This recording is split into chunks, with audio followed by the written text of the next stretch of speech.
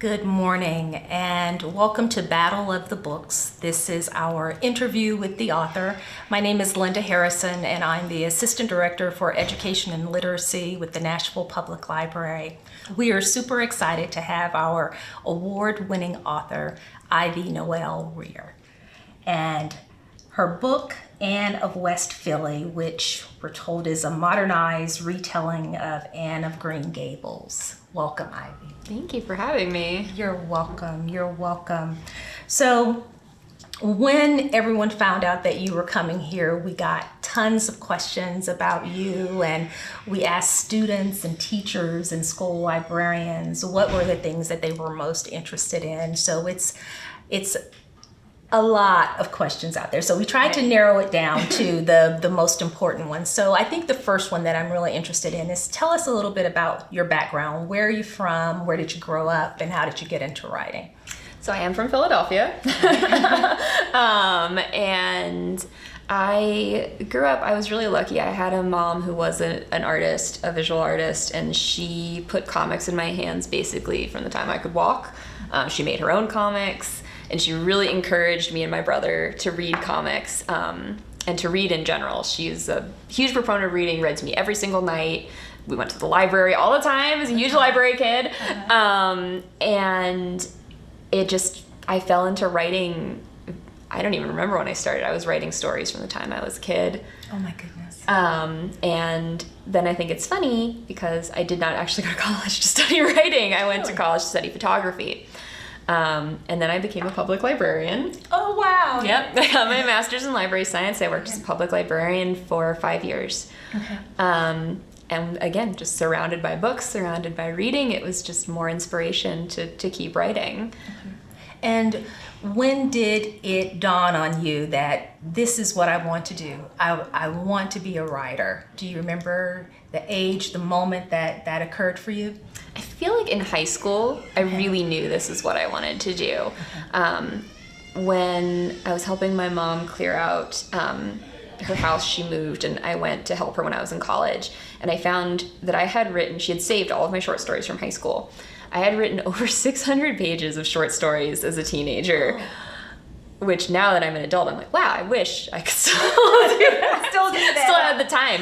But yeah, I just knew, I think, when I was a teenager that this was really what I was passionate about.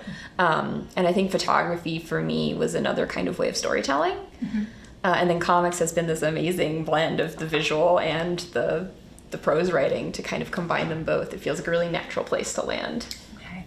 So tell us about your first book and how long did it take you to write it?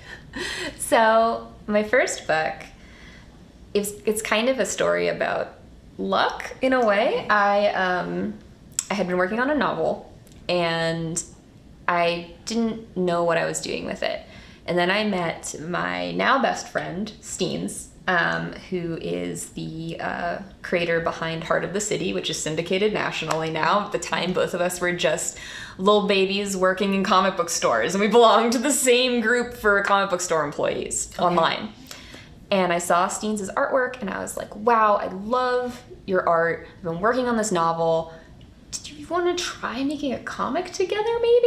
Mm-hmm. And Steens was like, yeah, I've never really made one before, but we both love comics, so let's do it. So we decided to start it as a web comic, right? We would put it up ourselves on the internet, low pressure, just to see if we could do this. Neither of us had ever done it. And then a publisher called Oni Press decided they were going to open submissions, and that means that they would take submissions for book ideas from people who did not have a literary agent.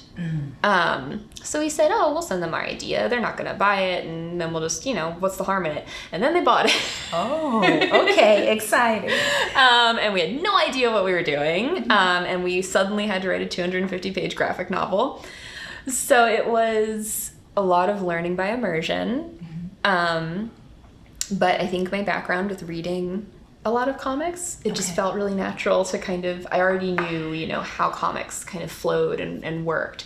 But what I didn't know is that publishing is a very slow process. It took me about a year to write the script for my first book, which is called Archival Quality. Okay. And I was in grad school for my MLS at the time, so I don't know if I slept at all in 2015. Floating through. So it took me about a year to write the script. It took Steens about 2 years to draw it, and so about 3.5 years later, it was out in the world. So what is the appeal of graphic novels, do you think, to children and teens and even adults? They're really big with adults. What's the appeal, do you think? I think now, especially, so when I was a kid reading them, you know, I really loved that it was a venue for stories that I felt like I wasn't seeing in prose, you know, like the X-Men, you know, there weren't prose books like the X-Men. Now, I think increasingly for young people, we're a very visually literate society now. And I think that visual literacy is a huge thing that young people are learning and need to learn, because they have to be able to understand what they're looking at and to suss out what is genuine and, you know, what is inspirational from a lot of noise. And I think that graphic novels really encourage visual literacy, because you're looking at a story in motion and you're combining words and pictures. And I think that there's a huge appeal in that for young people now, because it's also kind of how they're interacting with a lot of media, you know, is through a combination of visual and narrative. Okay. Can you tell us or describe to us your writing process? Like, you know, when an idea pops into your head, how do you go about bringing it to life and then eventually getting it on paper? So I carry a notebook with me all the time. Okay. And I also, the notes app on my phone looks crazy because it's full of like, I'll be on the train and I'll be like, the other day I found one in there that was like, Hades and Persephone, except there's a giant chihuahua. And I was like, what was this? When did I write this? And whenever I have an idea, I just make sure I write it down. Okay. Because you never know when you're going to come back to it, right? Yeah. Like, there are things that, the book I'm working on right now was an idea I wrote down years ago. Oh. And just it stuck with me, you know, like I thought about it for years. And then finally I was like, you know what, if I'm thinking about it this much, I feel like I should probably be working on it. Exactly. So once I have the idea and I've kind of determined that I think there is actually like something there, because sometimes there's nothing there and that's fine too. I think that it's fine. You should be writing down all these ideas because you may have something later. Something may click later. But once I determine that something is kind of there, I will then start outlining to make sure that I actually know how the story is going to end, right? Sometimes you have an idea and you're working on it and you're like, well, I don't actually know where this is going.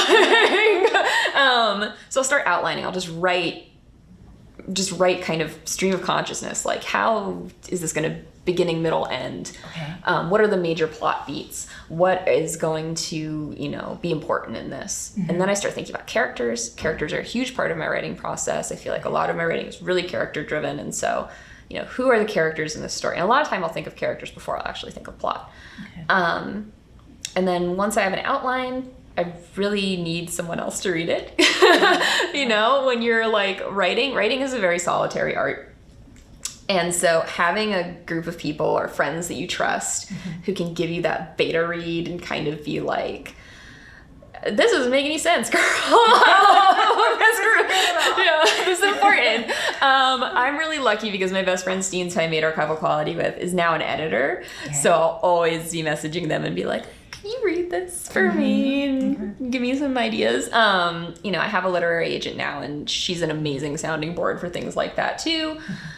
So once I'm there, then I actually start scripting, and that is the part that takes the longest. That's the actual writing of the graphic novel is the scripting, and that can take over a year sometimes between revisions and going back. And I feel like I must make my editors really frustrated sometimes because I'm a big like, I was reading this and I want to change it now kind of person, because I'm a bit of a perfectionist. But yeah, I mean, it's a lot of steps, but it's all writing.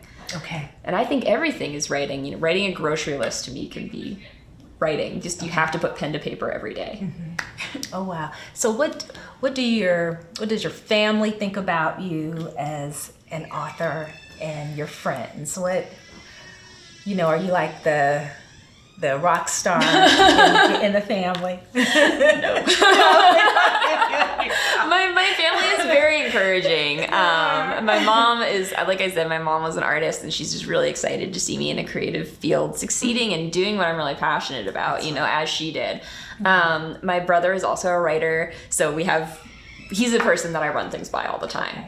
And he studied screenwriting, so it's very different approaches, which I really like talking to him about. He has written a couple things that have been like podcasts now, so it's a different kind of writing, which I think is really great because we can talk about it.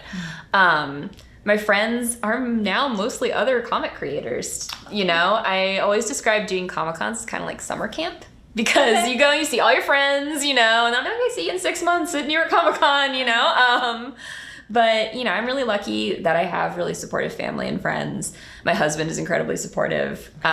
He pays for the pizza on nights, and I'm like, I did deadline. Don't speak to me.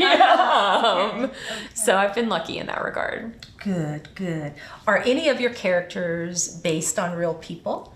My first book, I feel, is almost Archival Quality. It feels almost semi-autobiographical, and it's very much like me in my early 20s, which is also when I wrote it. But I try to not do that as much now.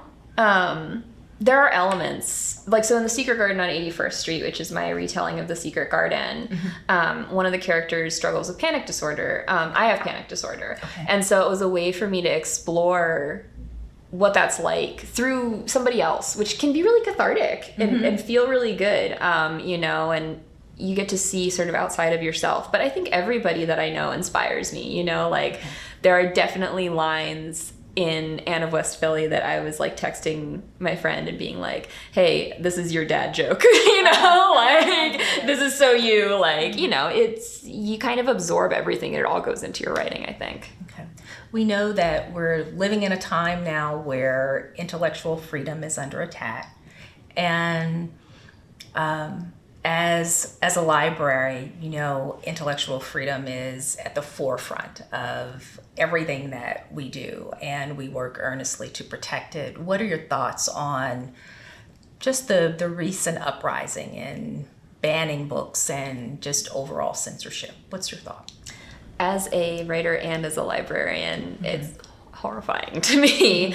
I think that libraries, especially, there's something mystical and oracular about the library. You can go and you can be guided into this kind of limitless space where, you have this access and you have these sort of figures and librarians who can move you through, and you discover things that you never knew you were passionate about, And I think that the more limitations that are put on that, the worse off we are as a society. We need every kind of viewpoint. We need diversity. We need, to have the ability for young people to see themselves in media. And I feel like a lot of the books that are being challenged and banned are books that are representative of marginalized voices. And this just silences an avenue for people who are feeling that way to find a mirror to themselves and feel comforted.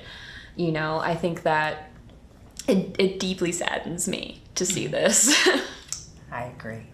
Tell us, so there's someone out there that is interested in becoming a writer. What's the best piece of advice that was given to you? It's going to sound really silly, and it's going to sound really obvious, but write. Write every day is the advice people will give you. And I think that's actually a little unrealistic because people have jobs, people have homework, you may not have time. People have kids they have to take care of. You might not have time to write every day, but just write when you can. And it doesn't matter if it's good. It's a practice like any other, Okay.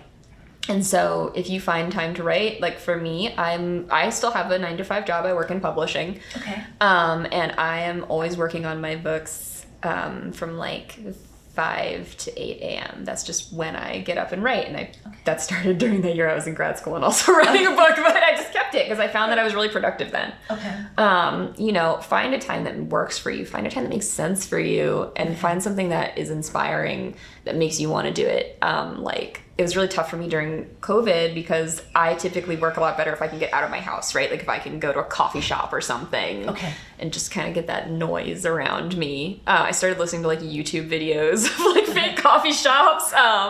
You know, like you find something that works for you and just stick to it. Okay. And for those viewers who don't know anything about Anne of West Philly, can you tell them about it? So Anne of West Philly reimagines Anne of Green Gables in modern time in West Philadelphia. We have an Anne who is a person of color, which I think is representative way more of the world we live in today. And, you know, I think that I was really honored to work with Maisha. Maisha Haynes is the illustrator, and she completely designed our Anne and her friends. And I think she did an amazing job at making a world that really feels modern, genuine, honest, you know, representative of how it actually is. Anne goes through, you know, the trials and tribulations of being in 8th grade, you know, crushes, school competitions, not so dissimilar from Battle of the Books, actually. She has a robotics competition in the book. You know, she's with a foster family and learning how to fit into this new family and this new role that she's found herself in and stay true to herself, which is very difficult when you're that age because you have a lot of pressure from all sides. And I think that that's what I really wanted to keep from the original is there's a timelessness, I think, about Anne for that reason. Okay. Anne of Green Gables, you know, Anne Shirley, she's unique and quirky, and they're trying to kind of get her to like fit into proper society in the original. And in the end, she finds a way to be herself still. And I think that's really what I wanted to carry through. Okay.